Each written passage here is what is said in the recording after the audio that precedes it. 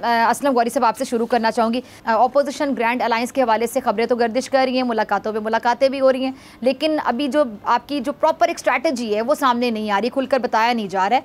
आपने ट्वीट किया था कि आहिस्ता आहिस्ता जो फासले हैं वो कम हो रहे हैं, तो सर ये फासले जो हैं पूरी तरह से कम हो जाएंगे रमज़ान तक?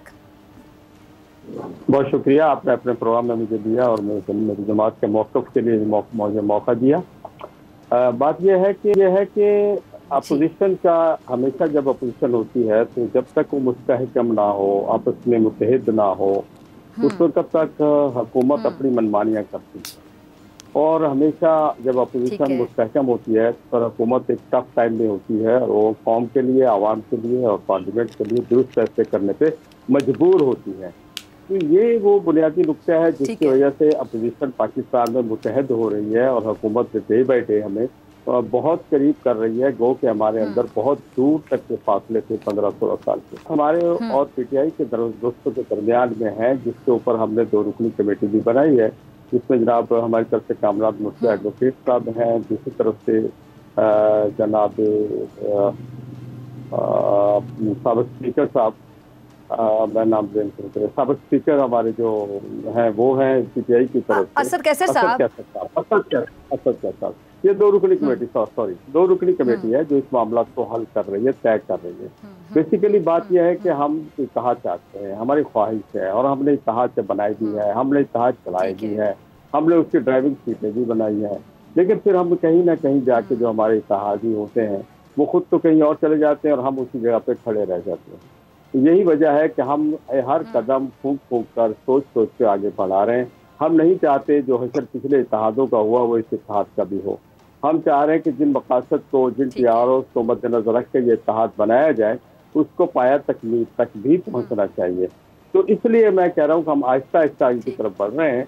जैसे जैसे दोनों पार्टियों के दरमियान में तहफ़्फ़ुज़ात दूर होते जाएंगे, इंशाअल्लाह हम किसी ग्रैंड अलायंस की तरफ बढ़ जाएंगे।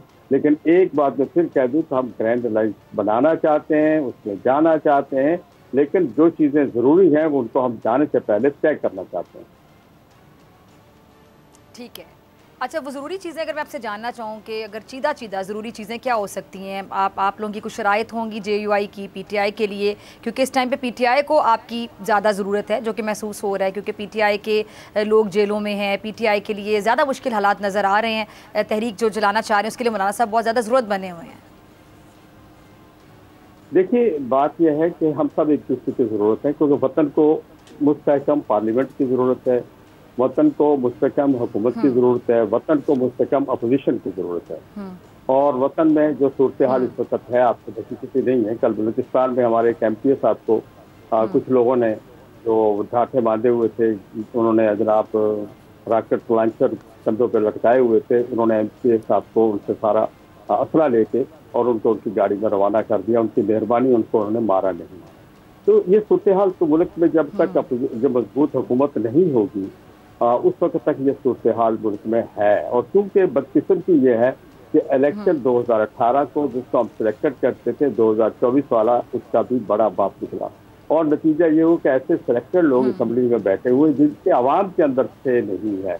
और यही वजह है, आपने देखा होगा कि हमारे के वज़ीर आला उन शोरिश ज़दा इलाकों में नहीं जा सकते जहाँ पर इस वक्त शोरिश है। अदारों को तो भेजते हैं लेकिन खुद नहीं जाते। मतलब उनके डेरा इस्माइल खान से 1 घंटे का भी सफर नहीं है, करक डिस्ट्रिक्ट है, वहाँ नहीं जा सकते वो। इसी तरह पिछले दिनों जो कुछ आपका हमने पारा चिनार और जो कुछ वहाँ हुआ वहाँ भी नहीं जा सके वो। ये सारी सूरत हाल जो है ये तशवीशनाक है। इसके लिए हम सबको एक पेज पे इकट्ठे होना होगा।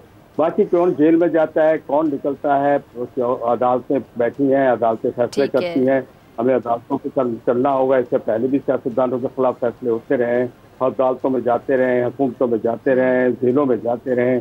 तो ये सिलसिला तो एक मुस्तकिल मेरा ख्याल 74-5 ईयर से जब से पाकिस्तान बना चलता आ रहा है। हमें तो सिर्फ ये देखना है कि मुल्क की बकाल के लिए इस इत्तेहाद की जरूरत है और हम उसको मद्देनजर रख के आगे बढ़ रहे हैं।